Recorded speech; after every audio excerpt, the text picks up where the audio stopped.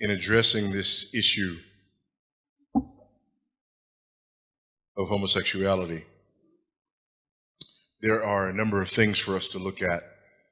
And what I want us to do in this session is I want us to examine the arguments that people make in support of this practice, and in particular, the arguments people make in support of Christians lowering their defenses and being open to same-sex marriage.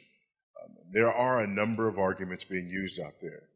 I'll refer to the most popular ones, and then there's one in particular that we'll spend our time with here in this session.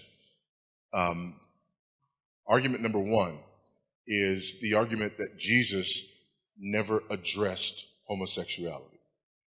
This is a very popular approach. People will look at this and they'll say, well, you're a Christian, which means you're a follower of Christ, right? Well, yeah, I'm a follower of Christ. Well, as a follower of Christ, it seems very strange to me that you're making a big deal out of something that Jesus never mentioned one time in the Gospels. Not one time. And for most Christians, they hear that and we're just sort of taken aback, and, you know, our response is usually something along the lines of,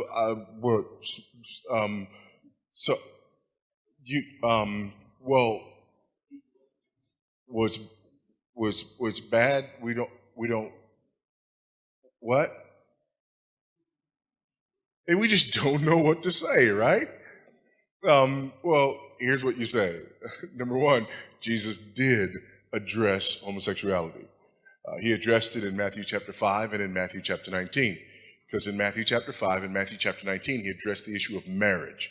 He rooted his understanding of marriage in the teaching in Genesis chapter 2.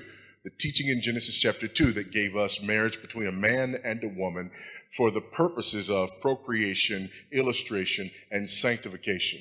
He also made it very clear that what man is joined together, what God has joined together, man cannot separate. In other words, God is the author of marriage, not man. Therefore, God is the one who defines marriage, not man. Therefore, man does not have the right to introduce the concept of same-sex marriage. Number one, because by definition, it's not marriage, it's another thing. And number two, because by definition, it goes against what was created in Genesis chapter 2. So Jesus is a member of the Godhead.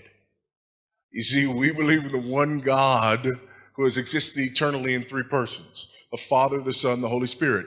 You cannot separate Jesus from the Father and the Spirit on the issue of homosexuality.